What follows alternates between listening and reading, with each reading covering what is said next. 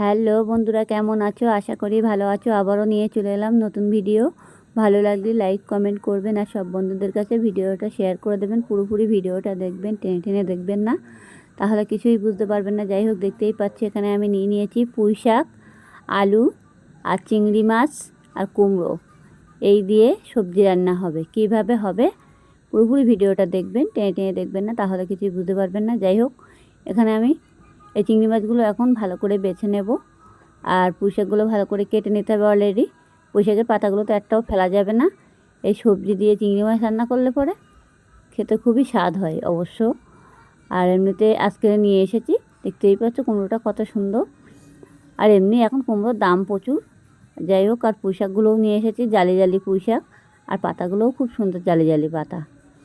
আর আমি বড় বড় চিংড়ি মাছ নিয়ে এসেছি। অবশ্যই ভেবেছিলাম ছোটো ছোটো চিংড়ি মাছ দেবো, ছোটো চিংড়ি মাছ দিলে বেশি স্বাদ হয়, কিন্তু যাই হোক বড় চিংড়ি মাছ পেয়েছি, নিয়ে চলে এসেছি।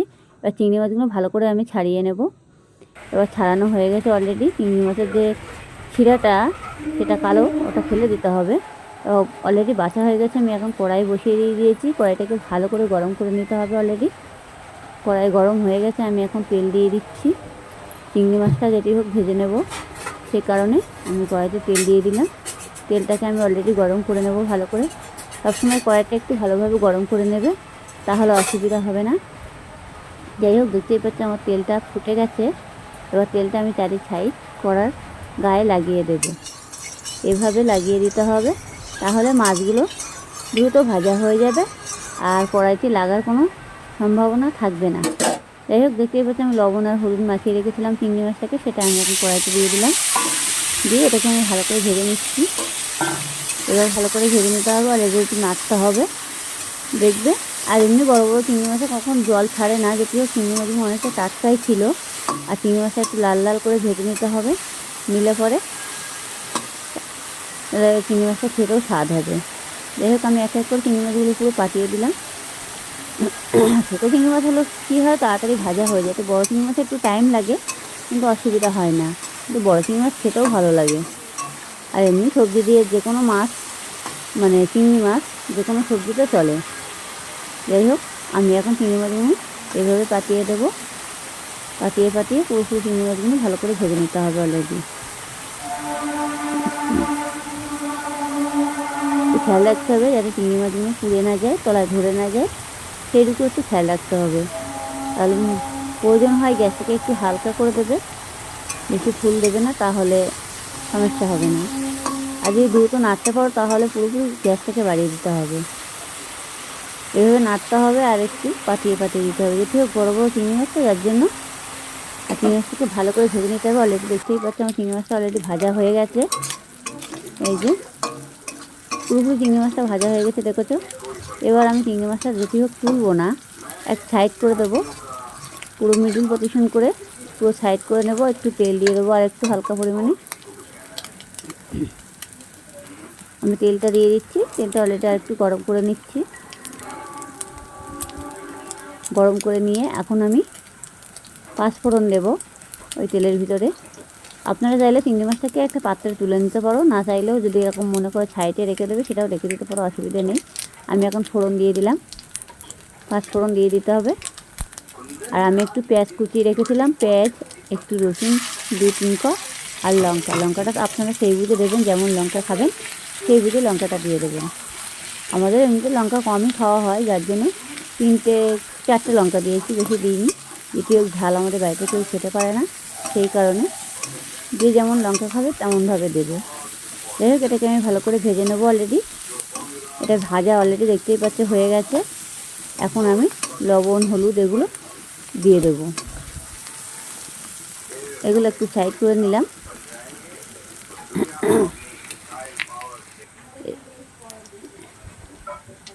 এবার আমি হলুদের গুঁড়ো দিচ্ছি।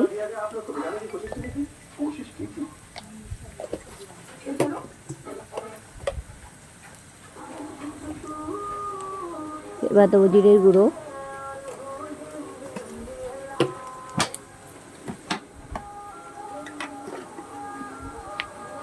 লবণটা দিয়ে দিলাম। লবণটা একটু বুঝে দেবেন যাতে পুড়ে না যায় সবজি, সেইভাবে দেবেন। আমার লবণ দেওয়া হয়ে গেছে।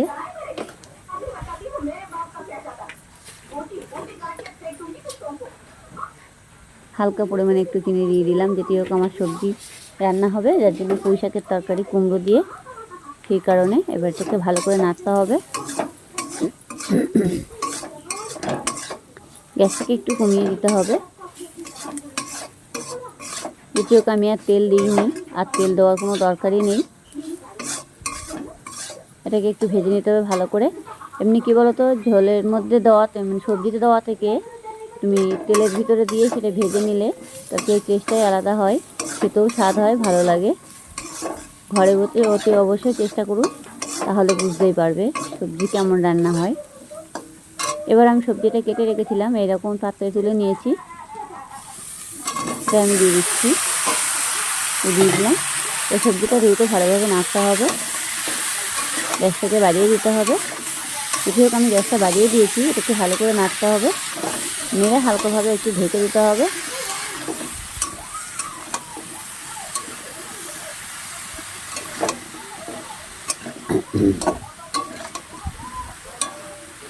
পুঁই শাকগুলো ভালো করে অবশ্য আমি 8 সারি কেটে নিয়েছি। ওখানে দেওয়া আছে কুমড়ো, আলু আর পুঁই শাক কেটে আমি ভালো করে ধুয়ে অবশ্য পাত্রে তুলে নিয়েছিলাম। এবারে আমি এটাকে এখন ঢেকে দেব। আমি এবার ঢাকাটা খুলে দেব।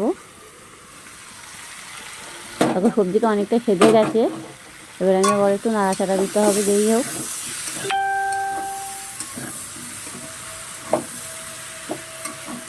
এভাবে ভালোভাবে নাড়াচাড়া দিয়ে আমি যে পুঁই শাকের পাতাগুলো বেছে রেখেছিলাম, সে পাতাগুলো 2-3 বার করে ভালো অবশ্য ধোয়া হয়েছে, ধুয়ে রেখে দিয়েছি পাতাগুলো। এবার আমি দিয়ে দেব পুঁই শাকের পাতাগুলো।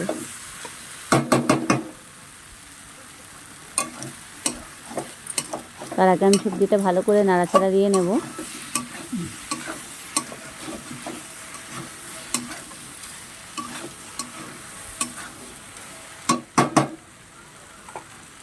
এবার পুঁই শাকের পাতাগুলো আমি দিয়ে দিচ্ছি সবজির ভিতরে। এভাবে দিয়ে চাইলে একটু কুচি করে নিতে পারো, অসুবিধা নেই। আমি অবশ্য কুচি করে নিই, গোটা গোটা পাতা, জালি পাতা তো, যার জন্য আমি গোটা পাতায় দিয়ে দিয়েছি। আর কুচি করলে পরে কী হবে, কিছুই খুঁজে পাওয়া যাবে না। আর এমনিও পুঁই শাকের পাতা পুরো একদম হয়ে যায়, জানো তো সব কিছুই। যাই হোক, এবার দেওয়া হয়ে গেছে। যেটি হোক এটা নাড়া যাবে না এখন পাতাটা, হালকা পরিমাণে একটু জল দিতে হবে কোনো রকম, দিয়ে আমি এটাকে ঢাকা দিয়ে দেব। অল্প করে জল দিতে হবে যাতে কড়ার তলাইতে না লেগে যায়। যেটি হোক আমি দিয়ে দিয়েছি, এবার আমি এখন ঢাকা দিয়ে দেবো। চলো কিছুক্ষণ পরে আমি আবারও ফিরে আসছি।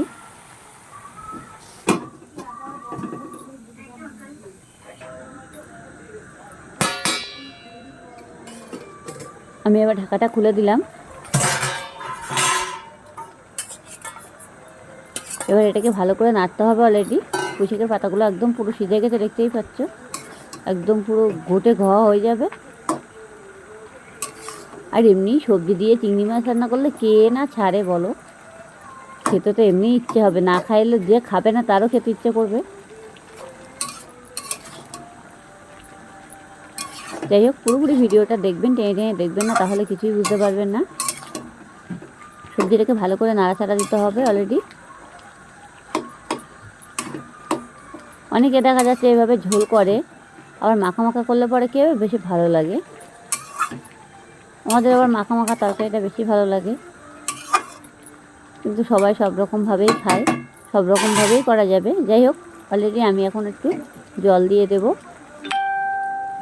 দ্বিতীয় এটার মধ্যে একটু পুঁই শাক আছে, আলু আছে, আলুগুলো সিদ্ধ না হওয়া পর্যন্ত অল্প করে একটু জল দিতে হবে। বেশ, এইটুকুই জল দেওয়া হয়ে গেছে, আমি আর জল দেবো না। এখন আমি ঢাকা দিয়ে দেব। চলো আমি আবারও কিছুক্ষণ পরে ফিরে আসছি। আমি ঢাকাটা খুলে দেব।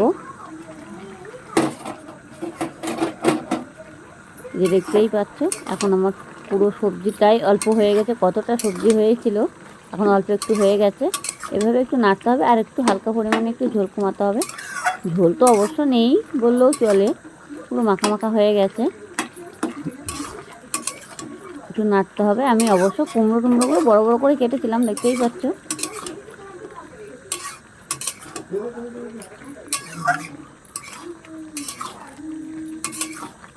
এভাবে একটু নেড়ে দিতে হবে। কতগুলো পুঁইশাকের পাতা ছিল, পাতাগুলো দেওয়ার পরে দেখো একদম পুরো মনে হচ্ছে কি কিছুই নেই, একদম পুরো ঘুটে ঘ হয়ে গেছে। যাই হোক, হালকা পরিমাণে আমি আরেকটু জ্বালাবো। আমার অলরেডি তরকারিটা হয়ে গেছে।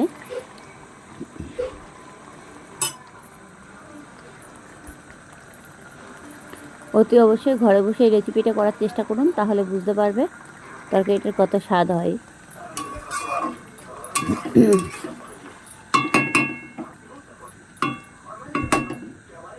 যাই হোক, হয়ে গেছে তরকারিটা আমার।